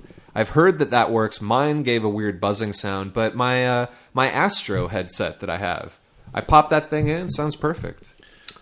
To go back a little bit to when you were talking about how you didn't have to group with players. Yes. One of the reasons that massively multiplayer role-playing games are the way that they are is that, in order to get a bunch of people doing the same thing with a role-playing game, you have to, adjust the combat so that it can be real-time, but it's not like Twitch. Oh, right. So you have this sort of cooldown thing where you do something, you get a rhythm where you, press 1 and you have to wait a second to use that again, and then when you do that 5 times you can press 2, you have to wait 10 seconds to do that again, and you get this rhythm of moving different things in and out. So it's not necessarily a Twitch thing, it's a pattern recognition thing. Yes, you're right. You're right, it's more of a rhythm game than it is a Twitch. Right, but Destiny doesn't have cooldowns, does it? No. But Destiny doesn't need that because Destiny is a Twitch game. So the massively multiplayer games have been built so that each class fills a role, and you have them as pieces of a puzzle. Oh, so they're each person is like a string on a guitar, and it's when you play them in the right succession, they make a beautiful song together. Exactly. Yeah. But Destiny doesn't need that. Destiny is, a sampler. Destiny is punk rock. Destiny is one string on the guitar. That's awesome. Yeah, maybe 2. Are we doing our game today? We are. You want to get into that? Yeah. All right. Need a break So that's first, Destiny. Destiny's cool. Okay. I'm saying that I was totally impressed. I am really into this. I just would want it on PC, and I don't know if that's going to happen. But this sounds like a game that is made for me. I really like Defiance, and this seems like Defiance but competent. It is coming out on PlayStation 3 and Xbox. I mean, I'm not to put too fine a point on it, but I mean, it probably goes without saying because it's Bungie. But I mean, it feels like as far as a shooter that looks and feels good, especially, I didn't notice anything messing up my rhythm with being in the middle of a massively multiplayer game. There was no sort of hitching, trying to sync everybody together. I mean, it felt like I was playing by myself. The thing ran beautifully, and it felt amazing. Like, that's what you want. Guns feel amazing in Isn't this that game. what you want an MMO Skyrim to do? Yeah. When you think about it, you're just playing Skyrim, and then there's your buddy. It's also really fun to play a massively multiplayer game where you are not. It feels like I'm actually killing the dudes that I'm killing. It doesn't feel like my guy is making a generic animation, and then the thing that is pointed at is like having a generic reaction to it. I You wish know I what I could just mean? got one more click in. Yeah, no, it's all good. I mean, I see why the hype. Oh, I do. I'm going to be talking about Divine Divinity, but I think I'll save it for another episode. Okay, you sure? I put together, after we were talking about Watch Dogs last week, and now we have E3, and Rowan, you were saying how much you loved Ubisoft's presentation. And Not the presentation. I put together a little game Okay. I'm going to call the Mega Critic game. Okay. And it's Rowan and I are playing each other? Josh versus Rowan. Oh, Okay. did you see any of this? No. All right. Do we have some music here or what? I got to hide this. No. Well, Yeah. we have our game music. It's the Mega Critic game. So, Mega Critic. I'm going to keep score on here. The idea behind Mega Critic, this was stolen from Going another... down, Kaiser. We did this, or I got the idea for this the same way that most games get their ideas. I stole it from somewhere else. And another podcast does something similar, not a video game podcast. They do a similar game with a different form of media. So the idea is that I'm going to give you guys a series of video games that have come out. Well, anything that has been rated on Megacritic. Okay. So what we do is we take a theme, Okay. got a list of games. You guys are going to guess what the Metacritic score is for the game on the platform that had the most reviews tallied. Sure. So Yeah, if gotcha. a game has 60 reviews that it's counting on I gotcha. Metacritic for Xbox and 30 for PlayStation, we Jay, count the Xbox. I know how to version. use Metacritic. Josh, I'm explaining for Rowan, okay? He might not understand how Metacritic works, being Metacritic a professional is a tool of video the game liberal media elite. critic. So we got Josh, Rowan, Why do I hear a Boom. helicopter? because He we was- got helicopters. He was shaking the iPad when he was writing. Sorry. So you guys pretty much down with the rules? Yeah. All right. So today's theme is Wait. We give the score, right?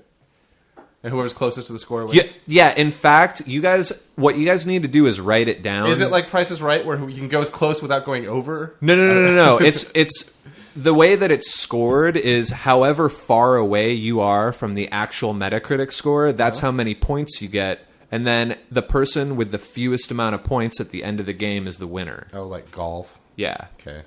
But in order for this to work, you guys have to write down your answers, because if you know what he's going to guess, then you could guess Okay. like I got my 1 I point. got my You know what I notepad mean? out. So if you guys just want to do it on your little iPhones there. This podcast sponsored by. We'll get it going. So Ubisoft theme. We were talking. I got to make sure you guys can't see. Are they Don't- all Ubisoft games? all Ubisoft? They're all Ubisoft published. My answer is 80 for all of them. They're all, So your answer is what? 80 for all. And what would that convert to? It's like an 8 out of 10. okay. Well, I obviously chose games that have a wide range of scores. All right. So We can also don't use your phone to look up the. yeah, that's I have the number pad on my. all right. So the first game is Watch Dogs. We were just talking about it. You may have even been looking at it on Metacritic, but we're going with the PS4 version because that's the one with the most reviews. So, Ready? Ready? Rowan, let's see your score first. What do you got? 80. Rowan gets 80. What did Josh get? 80. Okay, this is. Oh, are you using calculator? I'll use calculator. If you guys guess 80 for every game, No, we Then were you in all- that conversation with that dude who was trying to tell us it was a flop. So we both went to Metacritic and we were like, "What the fuck are We you also talking all about?" guessed it on a previous episode. Okay, well, So yes, this was not the ideal starting point. Yeah, it was. That's I cool. wanted to Maybe it start was. off with something easy to just sort of like like less like I want a buzzer. ease you guys into it. Buzzers. We don't need buzzers for this one, Josh. The Red card. The correct answer was 81. So cool. So you guys each get one. That's 1 point apiece Yeah, that works. because it's 81, right? Gotcha. Yep. That's All tied up here. Exciting game. okay. All right. It's just Game, like soccer. game number 2 is going to be a little bit more difficult. 80. Josh, you may remember this as the first game I ever reviewed for our old website. Okay. It's the game that was based on Lost. the hit television show Lost. Yes. Lost via Domos. And this was not only published by Ubisoft, developed by Ubisoft Montreal, as He's all trying the to look games at my are on screen. our list. He's trying to psych me out. Stop. All right, looking let's at go. me. Josh, you first. What's your score? 65. Rowan? 54. 54. The correct answer? 55. Oh! Damn. God damn it. So He got that's in my head with his beautiful eyes. 10 points for staring Josh, at me. only 1 for Rowan. His That dark, was beautiful that was- critic eyes. that's a really good. That's the Xbox 360 I version. knew that game believe. was pretty shitty, so I figured it would be in the middle. I believe that part of my review said something along the lines of, "For one to achieve greatness in Lost via Domos, Yes. all you need to do is continue playing it." I remember that review. It was very Or good. something along the lines. I just can't believe Jay wrote something. I just can't believe after he wrote that review, we sold our video game website for $30 million to CNET. I know. Rowan, I wish you were with us in those days. All right. That's all right. You guys just keep getting the pizza and beer. Third question. Don't stop looking. Zombie U for the Wii U. Oh. Only came out on Wii U.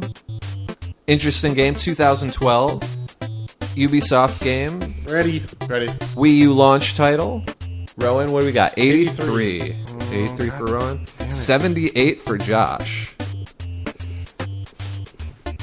Correct answer. 77. Oh, yeah. Dang, Josh doing well I on thought that was the one. only Wii U game people Oh wait, liked. that's 77. So that's 1 for Josh and 6 for Rowan. I think that's 6. I'm an accountant. I should know. That's 6. Next Ubisoft game. Tom. It's 6. Oh, sorry. This is the 2005 original Xbox smash hit. Tom Clancy's Splinter Cell Chaos Theory. When they put all of the descriptions of the Tom Clancy names in one game. Some of those were good, right? Weren't I some don't of those know. Good? I don't remember. One of them had a good multiplayer mode, I remember. Maybe. Oh, God, I don't know. Well, you gotta just put Jesus something down, Christ. man. Okay. You never played Ready. this on the original Xbox? No. All right. 92. 92. This is the one that everyone fucking loved. Oh, it's the one they liked? God damn it. 80 for Josh. All right. 80's a good score. It's like an 8 out of 10. Like Watch Dogs. It's a Watch Dogs out of 10. The correct answer, a 94. I should have known. Of course he's going to pick a high one. Ubisoft had that one game that... Well, I guess they had the Prince of Persia games. That's 14 points for Josh. Ouch. I stare at Metacritic for 4 hours a day. I should know this stuff. 2 points for Rowan. I know it's ironic that Rowan seems to be putting on a show here when he's so anti Megacritic. I know how games are perceived, man, except for the ones that I don't.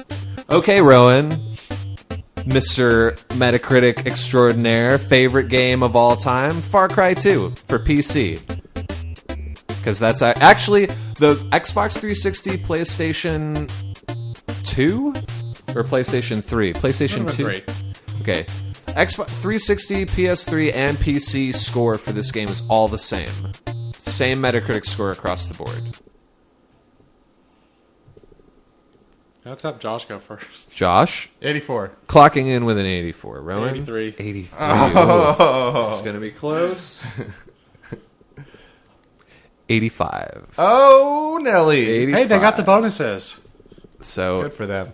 Ooh, that's Whoa there, buddy. Okay. only 1 point for Josh, 2 points for Rowan. Now a reminder: points are bad. Points are bad. But Far Cry 2, underrated. Underrated. Okay. That score should have a Next. 20 added to it. It should Next- have 105 Metacritic. Next, we're going with maybe a little bit trickier one. It's a Prince of Persia game, as Ubisoft is well known for. But we're going with Oh, sorry. we're going with Prince of Persia 2, the Prince of Persia Warrior Within, also known as the Butt Rock Prince of Persia.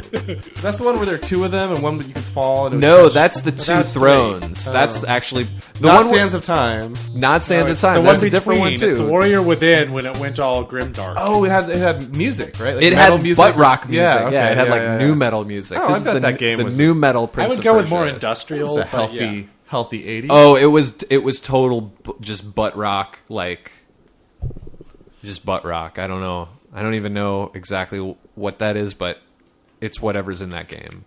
Well, they made another one. They made So- a bunch more.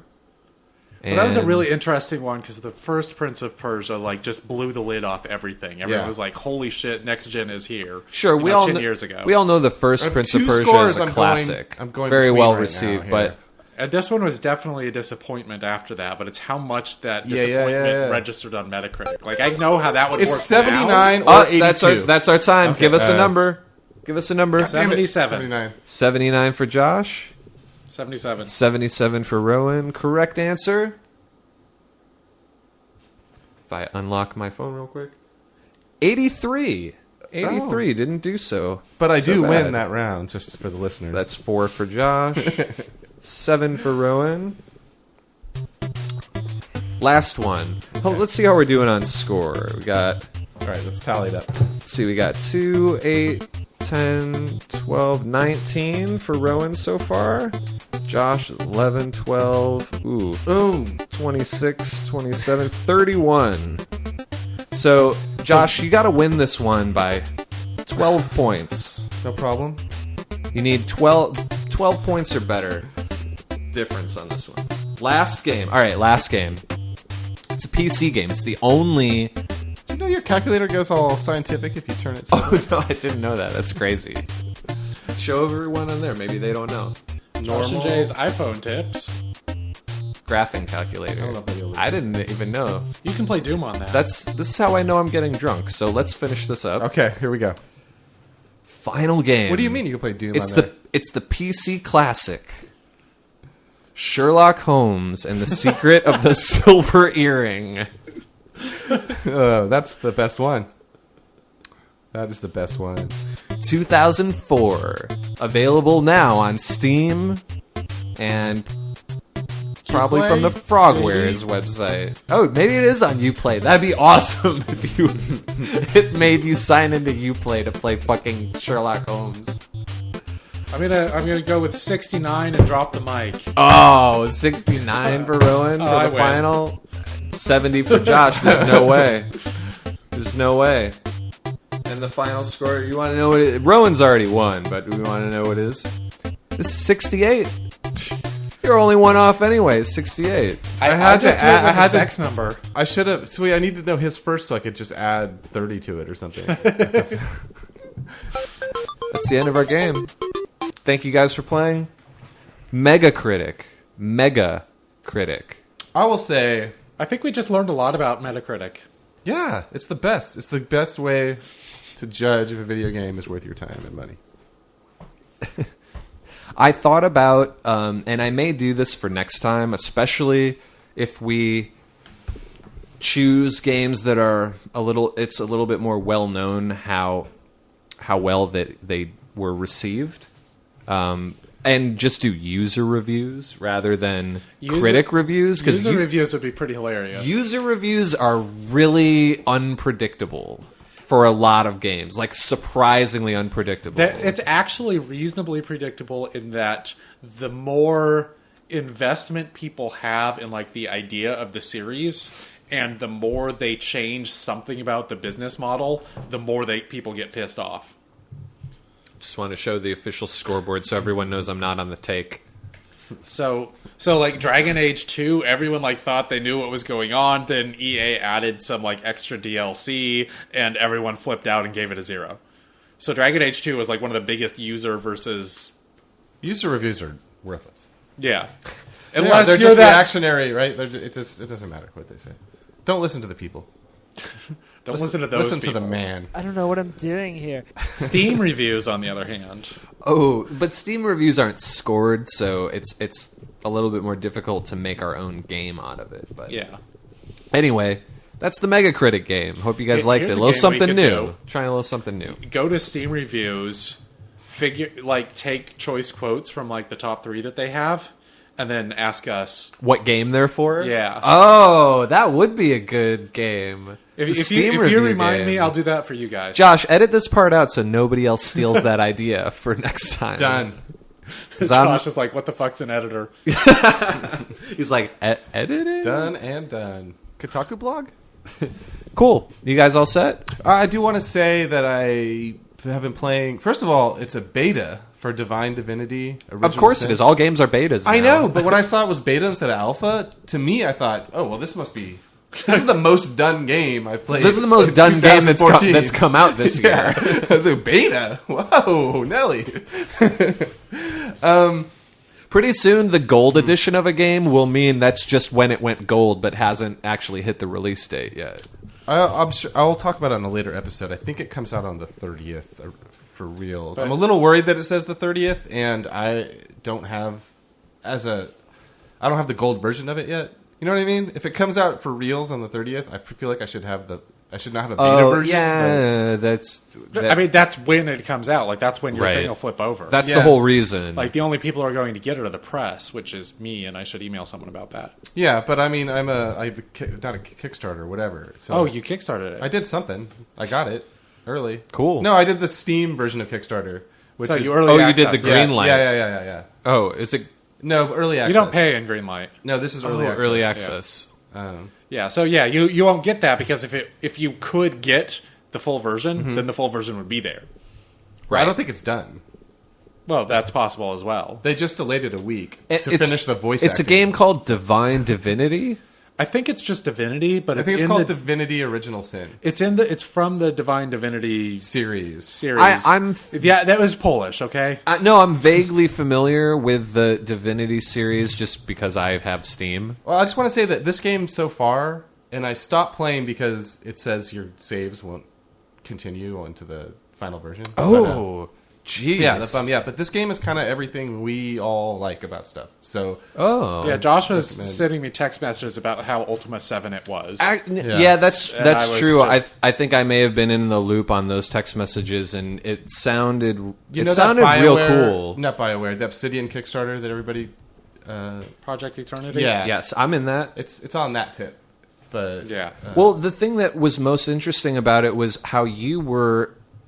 Well, you made my Kentucky Route Zero sense tingle when you were talking about yeah. the dialogue. You said that you control the dialogue options for like both sides of the conversation. You start by creating two characters, and you play both of them, and neither one is like the main character. You can switch between them freely. I have a boy and a girl. So it's for like, instance. I was going to say that's like brothers. I have a girl warrior and a boy hunter type. Cool. Guy. So, but when there's dialogue, yeah, you control what your characters are saying to each other, and when you're talking to other people. So just when you're talking to each other, you can choose. So you're This choosing is the just tone. a great idea. Yeah, you're Yeah, forming it's a their great relationship, idea. and their relationship changes depending on what you choose between them.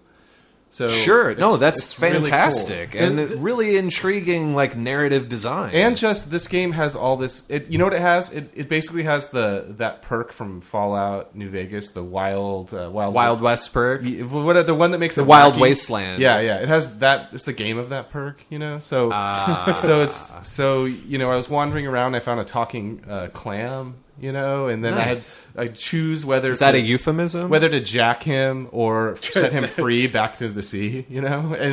And the cool part about it, like you guys were saying, is my two characters start having a conversation about it.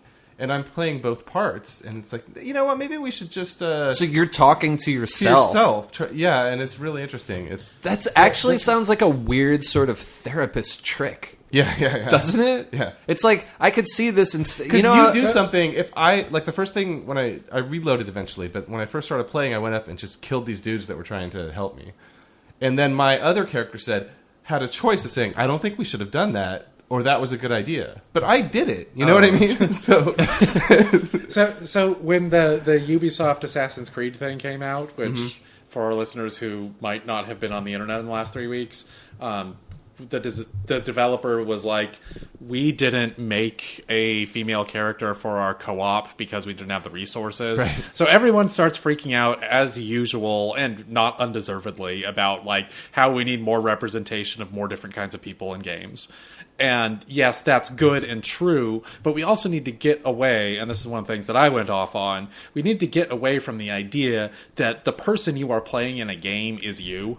I saw you talking about this on Twitter, and this is a perfect example. Yeah, of that. and so this seems like like Kentucky Route Zero. I know you love it, but it's like deliberately surreal. But to do that in a linear sort of direct game, I recognize. Yeah, is like this is like exactly what I want. Like I love Final Fantasy VI, which had no hero, or it had like 4 different main characters. 12 is or like whatever. that too.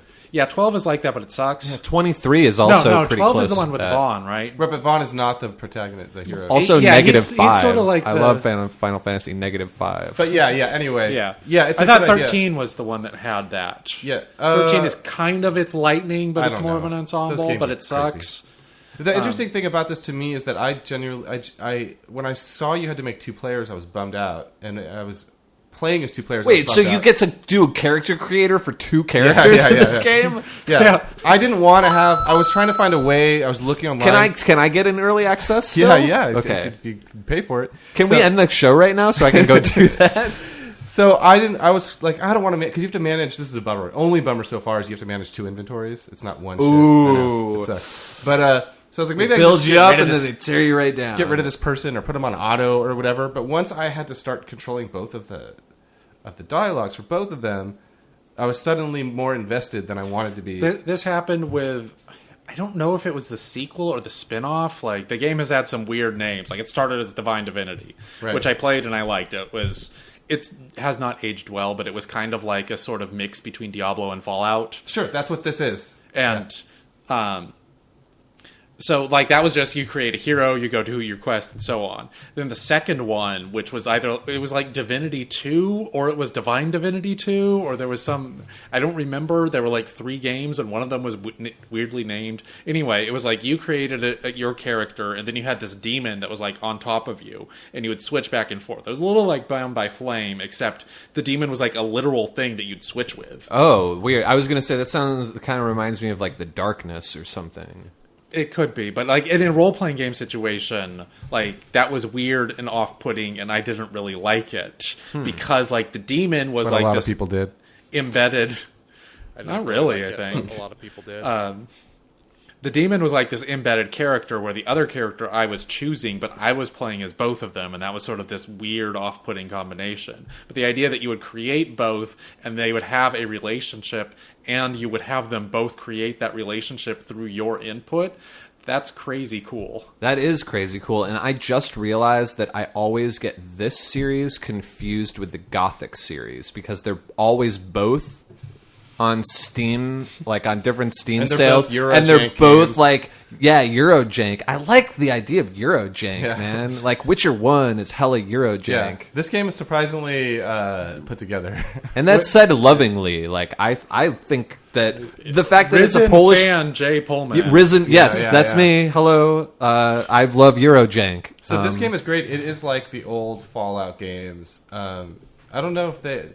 Oh, yeah, they did. So this busts into turn-based combat when you get into combat. Oh, and then it shut turns into up! like XCOM. Oh, that's the original Divine Divinities were real time. Oh, yeah, this And they one... were not a great real time. So the publisher said... So what this happened was they made most of the game, and they said it was good. They're like, this is a good game. But they said, we want to make it great. So then they did the Kickstarter and got like $1 million to have an extra year. and then they stuck Rad. on early access.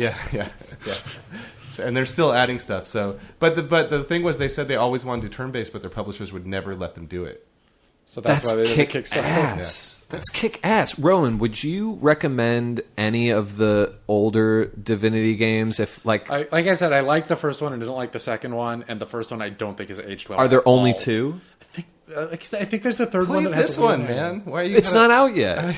It's basically out. There's also a strategy game. Josh, you know how 100%y I get about these kind of games. I'm not going to start playing Yeah. it in early No, access. I know, but it comes out on the It comes out on the 30th, I think. 30th. It was 20th, and now it's Oh, 30th. is it PC only? Yeah, it comes out Okay. in 2 weeks. That's fine. There And- was also a strategy game that got released last year that got pretty good reviews. Cool. And the fact that it's like a Divinity Eurojank expansion. game, it'll probably run pretty well on my PC. Oh yeah. I would think, which is always nice. It's like isometric, top down. cool. Speaking of Rowan, I was looking at Jagged Alliance 2 something or other the Wildfire for thing? $1 on Steam Wildfire today. is not what you want. No, I want. Yeah, I that's just like- want Jagged Alliance 2 Gold, right? Right. Yeah. I mean, Wildfire, it might not be a terrible idea because there might be mods that use it, but the original Jagged Alliance 2 is the one that you want. Well, after Banner Saga, now that I'm done with Watch Dogs and the Destiny Alpha weekend is over, I started back in with XCOM because I never finished Enemy Within. You know what I'm going to get in on is the new Long War mod for XCOM that makes it like the strategic level as viable as it was in the original XCOM. That sounds scary. Yeah, I think I'm doing a piece on like modding and how strategy games get modded and all that, and like out of nowhere, this thing that is like the actual game mod of XCOM with new levels and stuff and new research and all that. Really? Yeah, like they really went So into it's like that's an expansion. Yeah, it's like an expansion. And like XCOM looked like it couldn't handle this. Video games are so cool, you guys. Games are the best. So awesome. So yeah, I'm going to get into that. Maybe we'll talk Maybe I'll about check that that next out week. too. Yeah, well, we'll have all kinds of XCOM-y divine divinities to talk Divine about next XCOM. time. One last thing. Can you two each guess what you think the Metacritic score is for Bound by Flame? I'm gonna guess 73. 63. Oh, dang. 56. Show That is a better game than a 56. Oh, you can't see it's it. not a good game, but it's an interesting enough game to be better than a 56. Thank you for listening to Josh and Jay's excellent video game show. Sincere farewell. Then again, the PS4 version was crap. Send us some emails. We'll read them on air. JoshandJShow@gmail.com, or hit us up on Twitter. tweet at us. Tweet at us. Retweet us. At Josh and Jay Show. Favstar that. Yeah, Rowan's on some whole meta Twitter thing. I don't even understand what he's You just talking about. go to favestar.com and type in your handle, and it shows you But what that's has a been whole. retweeted I don't even the most. understand why do that. So you can see which of your tweets have been the most popular. At Josh and Jay Show, at Joshua Doan, at Jay Pullman, at Rowan Kaiser, joshandjayshow.com for old episodes, more videos, etc. Also, if suddenly you stop hearing our podcast and you never see any new episodes, you should probably Go to unwinnable.com. Yeah, or go to Josh. We'll have an announcement soon, but go to joshjayshow.com at the very least, and we'll have something up there talking about what happened. Yeah, we'll talk about all that for next time, which we hope Right, but will I'm be saying a it fun, might cool not new episode. have, Yeah, like- but yeah, that's right. That's right. This could be the last of it. Yeah, if so- you don't hear from us after this, then I don't know. We're not going anywhere, but we might be moving. Then So you- go to joshjayshow.com if Yeah, you, I would miss us. definitely follow us on Twitter after that. If you Yeah. if you were waiting for any episode to follow us on Twitter, this is the right one to do it because like us on Facebook. we might Or be if this lost. is October and you're going, what's going on? I haven't heard any episodes from these We're just guys in a getting while." ready for E3 2015. Yeah, just E3. follow us on Twitter, etc. Thanks everybody. Until next time. Game over.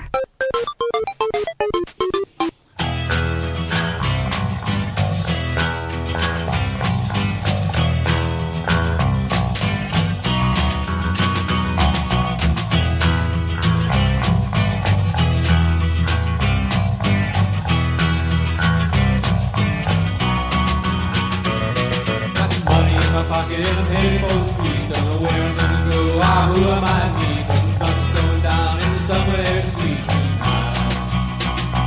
Yeah, I'm standing at the station with my ticket in my hand. If I try something game, I get in trouble with the man. But I'm gonna ride the train and you gotta understand tonight that I'm gonna ride on goodbye. Broadway now.